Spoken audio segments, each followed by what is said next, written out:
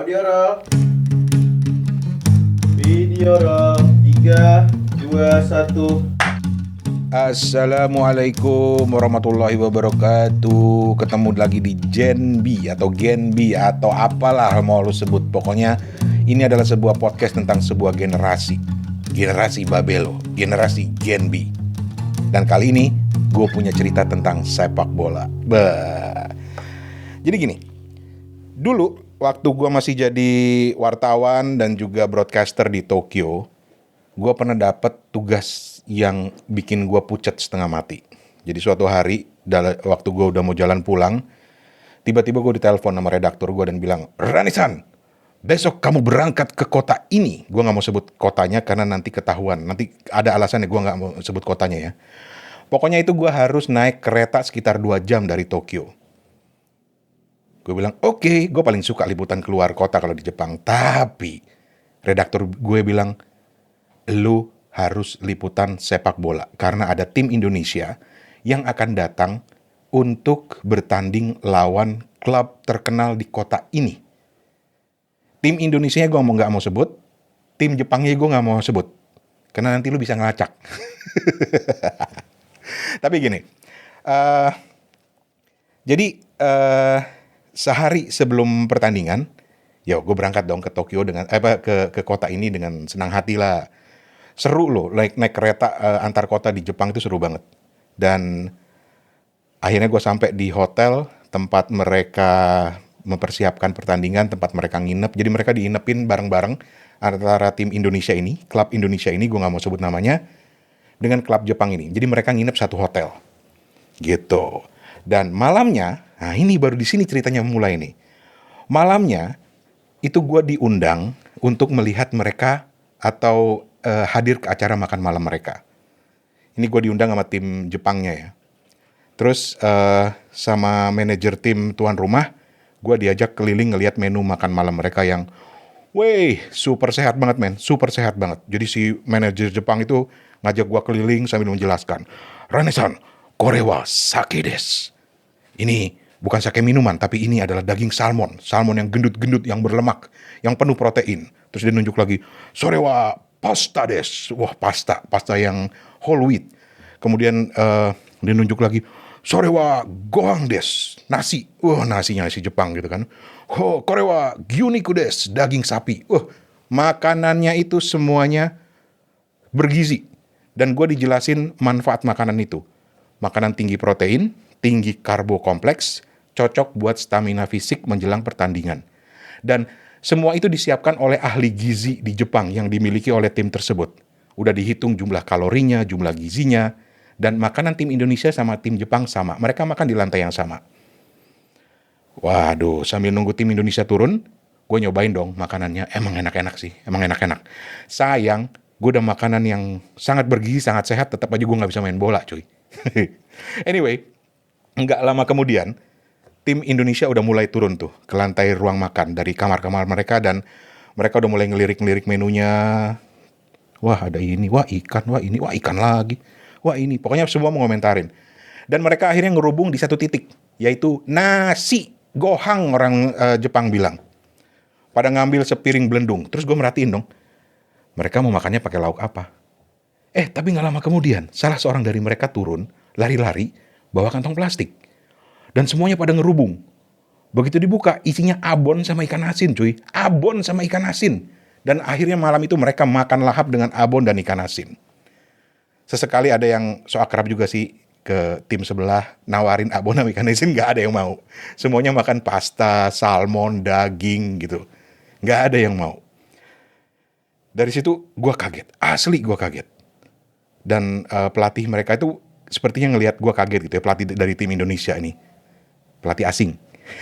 Dan mereka bilang, si pelatih ini bilang gini, "Lihat aja tuh Pak Rane, begitu tuh kualitas pemain kita, udah dikasih makanan sehat, gizinya udah dikontrol segala macem, tetep aja mereka makan nasi, pakai abon, pakai ikan asin."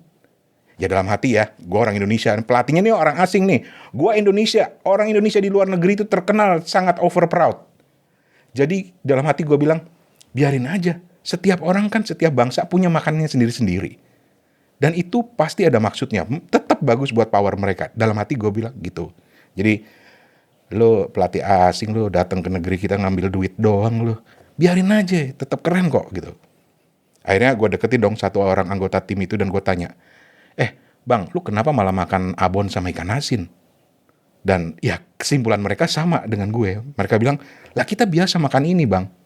Dan lari kita tetap kenceng kok, gak ada masalah. Oke. Akhirnya gue ikut makan bareng sama mereka, ngobrol, ketawa ketiwi. Dan selesai makan, waktunya istirahat. Tim Jepang disiplin banget, dipanggil, diteriakin sama pelatihnya, satu persatu naik ke atas. Dan tim Indonesia gimana? Ya ikut juga dong, masuk juga mereka ke kamar, siap istirahat. Kalau besok tuh mau tanding soalnya. Tapi beberapa jam kemudian ketika gue juga udah masuk ke kamar gue, ada yang nelpon ke kamar gue. Bang, tolong ajarin dong cara beli kartu buat nonton TV kabel. Itu orang bilang begitu. Sampai sekarang kalau gue ngelihat dari TV, gue selalu ketawa ngakak gitu loh. Dia bilang, ajarin dong cara nonton TV kabel. Ini maksudnya TV kabel ya.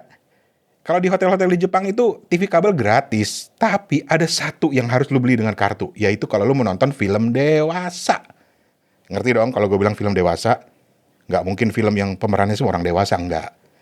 Jadi memang cara belinya itu lu harus di lorong-lorong itu ada alat vending machine. Di situ cara belinya di situ, lu masukin uang 1.000 yen. Zaman gue dulu 1.000 yen.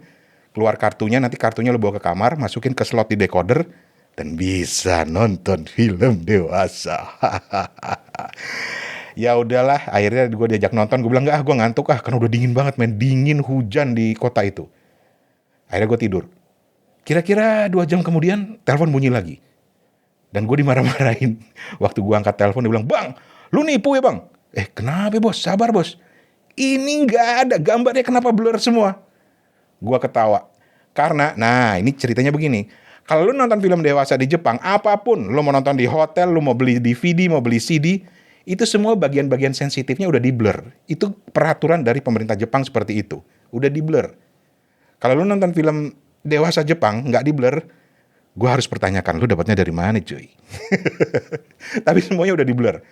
Jadi dia marah, karena dia bilang, gue rugi amat gue ngeluarin 1.000 yen, itu berarti sekitar, kalau dulu itu, sekitar 100.000 perak cuma buat nonton film dewasa yang bagian-bagian sensitifnya udah di-blur. Jadi mereka merasa rugi. Tapi oke lah, gue bilang ya udah begitu peraturan yang nggak bisa diapa-apain lagi. Akhirnya ya udahlah, mendingan tidur. Akhirnya mereka tidur. Beres urusan.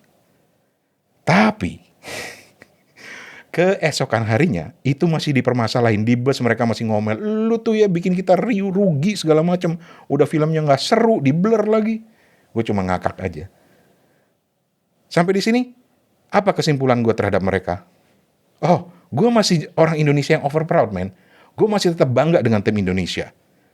Jadi, di lapangan, gue masih teriak-teriak melihat mereka bertanding. Gue masih mengibar-ngibarkan bendera merah putih sambil teriak-teriak dan lupa bahwa gue itu lagi tugas wartawan untuk liputan. Gue masih teriak-teriak bersama mereka. Teriak-teriak, memberikan yel-yel, nyanyi lagu Indonesia Raya, nyanyi Satu Nusa Satu Bangsa, Maju Tak Gentar, Halo-Halo Bandung. Gue hafalin semua. Dan hasilnya 6-0 cuy. 6-0 buat siapa? Ya lu pikir sendirilah. Yang jelas malamnya pas gue balik ke Tokyo, gue tetap bangga kok sama Indonesia. Supporter-supporter di stadium itu begitu tahu gue orang Indonesia, supporter Jepang ya. Tadinya gue takut banget karena waktu tanding mereka tuh galak banget. Tapi begitu keluar mereka ngelihat gue ada orang Indonesia, mereka nyamperin gue, nepok-nepok pundak gue, terus dia bilang, Indonesia yoi, gitu. Sambil yel-yel bareng-bareng, Indonesia yoi, Indonesia keren, gitu. Bahkan ada satu yang nyamperin gue dan bilang, Indonesia bagus des. Gue hargain banget karena mereka mau berusaha berbahasa Indonesia. Keren banget, gitu. Dan di situ kebanggaan gue tetap memuncak dan gue tetap bangga dengan Indonesia. Walaupun malam itu gue pulang dengan kepala tertunduk. Ya sudahlah ya. Babilu pamit. Assalamualaikum.